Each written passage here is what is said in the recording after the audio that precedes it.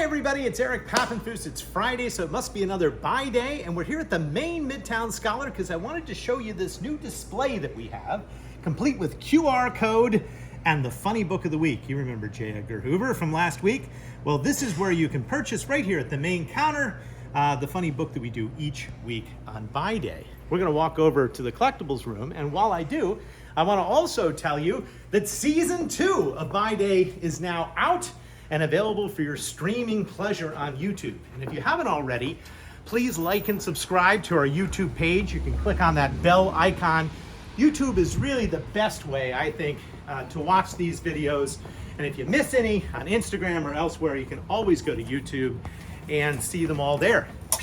So today's theme is a little different in that we're dealing with a whole collection of books that we just purchased last week from a rare book collector in New Jersey. All of our books, you can see how easy it is to get over to the collectibles room from the main store. All of these books are related to the field of medical quackery. And by that, I mean books with perhaps questionable cures and ideas about medicine over the past several centuries. And we're going to do it a little differently today.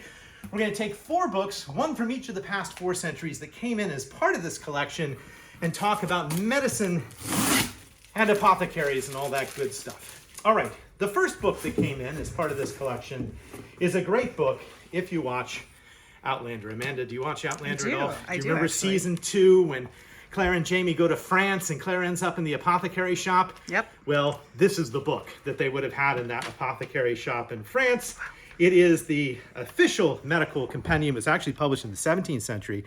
This is by the druggist and apothecary to Louis XIV, the Sun King. And it contains all of these marvelous medical cures and recipes for how to create the various potions and medicines of the day. One of the great medicines it does is it talks about a medicine called theriotic, which was considered the sort of be-all, end-all for poisons and snake bites. Now, it required being brewed in this complicated fashion over many, many months. All the herbs would ferment. You'd throw in a little bit of opium. You'd definitely throw in some vipers, maybe some scorpions, and after Belzoni's time, maybe some mummies. And all of that would be your cure for poisoning. The author of this book goes into that in great detail. There's also some real science in this book because this is the first book to publish what is really the precursor to the modern periodic table.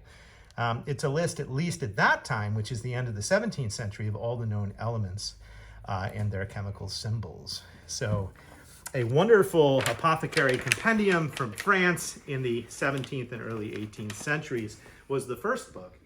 The second book we got out of this collection was from 18th century Britain, and it's a clever book. Read this title, Amanda. It's called The Craft and Frauds of Physic Exposed. And what it is basically is it is a price guide to what you should pay for your prescriptions. Imagine in a time before the internet, somebody, you go to your local druggist, he gives you a cure for gout. Well, what should you pay? 1 shilling, 2 shillings? Who knows? It's interesting because in the back of the book, you can look up what's being prescribed. You could look up vipers, for instance, or you could look up opium. Let's do opium. Go down here to opium. You go to page 78. And then on page 78, it tells you how much you should pay for opium. Opium, which is rarely used, but in 1, 2, or 3 grains, should be 3 shillings per ounce, and maybe extra doses for 1 farthing. So the guide to keep your local apothecary honest. A pretty interesting collection. Now you can start to see the theme of what this gentleman in New Jersey collected. As we move into the 19th century, we were pleased to find the first book entirely devoted to the practice of electrotherapy. This was by an American doctor in Massachusetts, and it talks about as batteries improved, and I think there's some good images of batteries. It talked about how electricity could be used to cure all sorts of ailments, especially those of the nervous system and those of muscles. There's a lot of good science here, But there's also some very interesting contraptions for interest. Here is the first ever electric slipper, Amanda, which that would definitely make your legs work better. And if you had various ailments throughout your body, you might wear the entire electric contraption up and down your muscles. Can you imagine putting that on before your corset and then walking around? Well, the first book ever on electrotherapy. Well, as we get to the 20th century, the quackery really takes off because we have this fascinating book, which is called Scientific Rejuvenation Without Operation. Why? Because now we have gamma rays. Everything can be cured with gamma rays. And if you open this book up, it's from the 1920s. It talks about how this rejuvenation is based on the work of Eugene Steinock. And in the 1920s, getting Steinocked was a thing, Amanda. It was a way for, shall we say, aging men to be rejuvenated. And you go to Steinock's clinic, you maybe get blasted with gamma and x-rays, and you could read these testimonials if you'd like. See, getting Steinocked was all the rage in the Roaring 20s. This is what Steinock said would happen.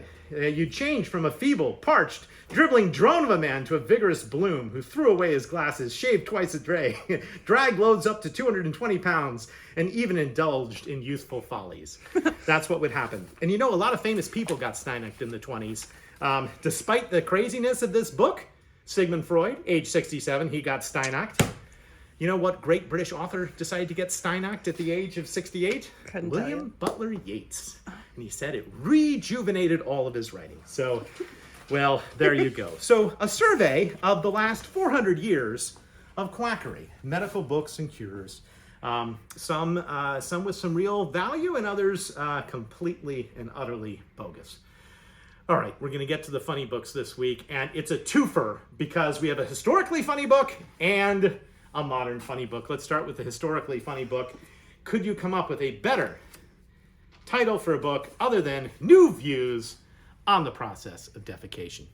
And why is this book important? This book is the first book to explain the international phenomenon called the Mariko Aoki effect.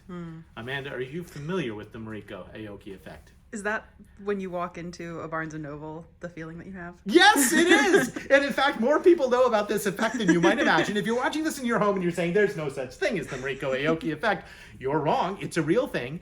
In the 1980s, in a Japanese journal, somebody wrote in about how whenever they went into bookstores, especially used bookstores, they felt the sudden urge to defecate. People wrote in response to this, thousands of letters to the editor, and it has now grown to a mini multi-paged Wikipedia account called the Mariko Aoki effect. This book talks about the reasons behind, it doesn't name it the Mariko Aoki effect, but talks about the reasons behind why this might be the case. And it might be the case, Amanda, because when you go into a bookstore, you're sort of surrounded by all this stimuli, and you're made to feel slightly nervous because of it's all the knowledge of the world. And if you start to feel this, what happens is, well, at least according to this theorist, it's an anatomical and physiological fact that this is the only part of the intestinal canal which receives nerves directly from the motific and sensific columns of the spinal marrow, and you basically get nervous influence pounding down on the rectum, which causes defecation and the Mariko Aoki effect. And in that theme, believe it or not, this book came into book buying just this past Thursday. I've never seen anything quite like it. It is apparently a cult classic. It is the Humanor Handbook. And this will be available for sale right at the counter. You better come in and get it soon. The Humanor Handbook talks about, through many different chapters, including a wonderful chapter called The Day in the Life of a Turd, about how we can basically save our planet by reusing and recycling human manure for all forms of composting. The Humanor Handbook. Your funny book today. Well, thanks for watching. Remember to check out all of Season 2 on YouTube. We're pleased to be starting this week and every week a new Season 3 here on Buy Day with adventures in the world of books.